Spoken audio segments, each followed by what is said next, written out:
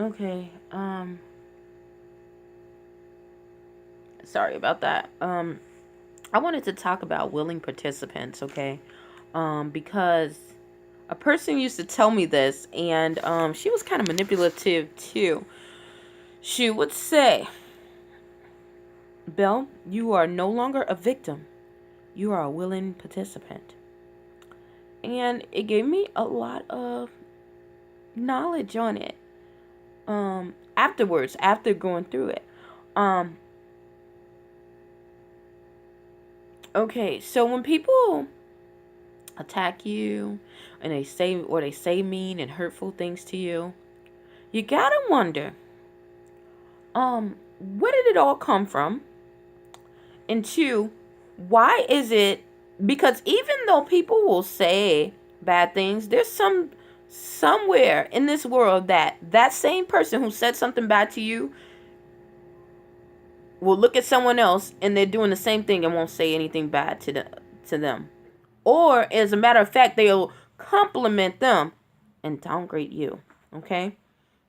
So you got to ask yourself, why are they saying that to you? Is it because that they believe that you are not qualified or you're under their standards? Yes, probably. Um, or they could be thinking that you aren't gonna go back and retaliate. You're not gonna have enough courage to do it, and the other person is going to act in a way that they're not going to be able to handle. And that's the better answer. Not to say that's the better answer. That's the answer. That's the truth. Okay. Look at someone who is on the street and they think that those drug dealers that are so bad are scumbags. Okay. And they sag and everything. Okay. And then you look at the teenage boy that's following them, and not following them, that's walking down the street, but they have their pants down sagging. Do you know who's gonna get talked, and or an old person sees them, or a young person sees them? You know who they're gonna tell to pull up their pants? Now, some of them might tell both of them, but most likely they're gonna tell that boy and tell him that you're no good and this and that and that, and you being so nasty and slouchy. But why aren't they telling those game bangers? Why? Because they know they're gonna blow their freaking heads off. Okay. Another thing. Okay. What about when people talk about how fat someone is or how ugly someone is or how big their head is, um and then you see celebrities that got the same big head, they head bigger, their eyes bulgier, their body's bigger, and they are not only saying that's okay, they're saying it's the cutest thing in the world. Might be because they're jealous of you, yeah, true, or they're in fear mode. They're in fear mode. And they know that if they go and say that this person is ugly and they tell them in their face, or they put it on social media to the point that they're going to attack them, guess what? That person, or the person that the company that represents that person, or the attorney or management, is going to go and file a suit of slander or hate or things like that. So they know that they can no longer, they can't spread their evilness and their hatred that far. So that's why they target you. So you have to understand that. So um when you come across those people, you have to make sure you put your foot down. And when I say put your foot down, put both feet on the ground, turn around and walk away. Like when I say walk away, I'm not saying get up and just walk away. Sometimes you have to literally do that. But sometimes most of the times is, what I'm saying is, get enough distance where they miss you. They don't even see you in the presence in enough to show that hate to you. Um, and one good thing I learned is that my grandmother used to say, um, rejection is God's protection. Um, that is so true, because if someone is very negative towards you, um, and you use it and you turn it around and you get away from it, it relieves you For one, it shows you for the person that they are, but second, it shows you, it relieves you of the duty of trying to show them that you're not. You don't have to show them that you're not. Well, yeah, you kind of do. The way that you show them that you're not is when you get away from them. You get away from them. You don't have to say anything. Just slowly, just get away. Just get away. Um, yeah. So, I learned that lesson from her, and she taught me that. She taught me that firsthand, okay? Um, People who downgrade you and downplay you, when you come back and you return to them, it shows them that you are weak. And people like that, they don't believe in people as having feelings. Think of people as being either weak or strong. And some people are just, they're just like that. Um Most people are not cluster B kind of people, but when you're dealing with kind of cluster B type people, they are like that. Our world has conditioned. Not only that, our world seems to be conditioning people to be cluster B kind of people. So um you have to understand that evil takes victims, but good takes willing participants, because it takes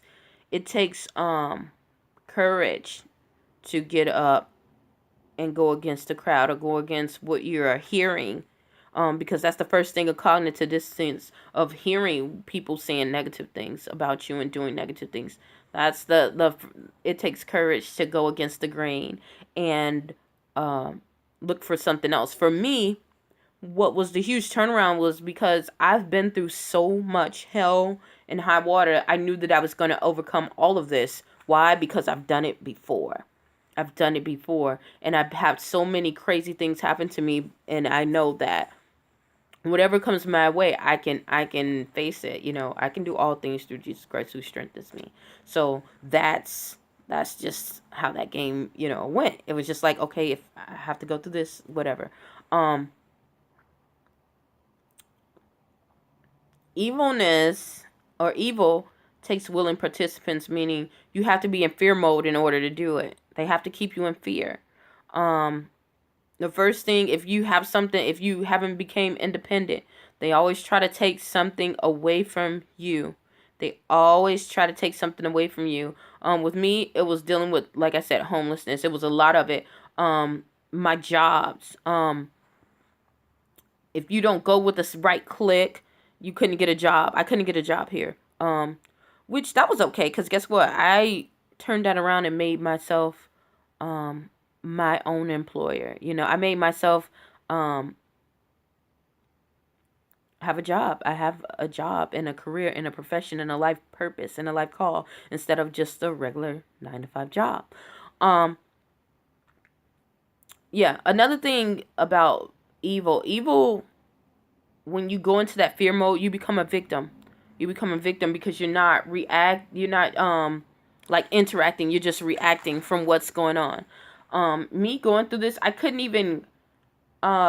I couldn't even be myself, because all I could do was react, because I was in so much disarray. It was so much crazy stuff going on. There was so many people trying to manipulate me. Not only with my relationship at home, it was me when I went through the pageant, when I went through with reporting. It was so much manipulation. It was just like, oh my God. Like, it was almost like I couldn't breathe. Like, I couldn't even hear myself think, because there was so many,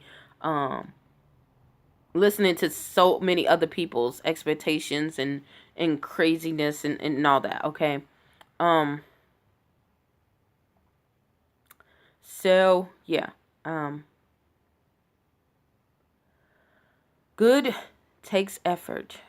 Um, and evil takes effort too, but like I said, in order to stay in there, um, and to accept it, you have to become motionless, and you have to let it subside. If you keep moving, um, like I said, a moving target is the hardest target. you'll be okay. You'll be okay. I'll tell you a story about when I dealt with evil people from the occult, a whole bunch of other stuff. Like God pulled me out of it. Um, but like I said, be moving, keep moving. Evilness, it has to get you in fear. It has, that's the only way. Um, and you have to remember, God is not did not give you that spirit of fear, but a power of love and a sound mind. Just operate out of the principles, and you'll be okay. But I did want to make that video about that because I was just like, okay, now I get it. Now I get it.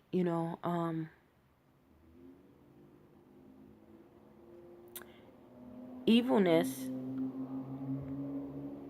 takes victims and willing participants. When you're truly willing, um, is when you're going for good. Even though, like I said, the lady told me about, being a willing participant as to dealing with fear and all of that. That's kind of true because you're saying, okay, I acknowledge this, but I'm going to stay in this because this is the only way and that I can make it at this moment. I can say, yeah, that's being a willing participant, but it's really not because you're taking baby steps.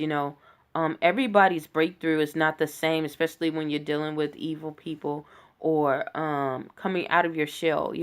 Sometimes you can't make those grandiose, you can't take those grandiose steps. So, yeah. Hopefully something I said or done will help you on your journey. Please stay tuned to Journey to Jerusalem. Thank you so much.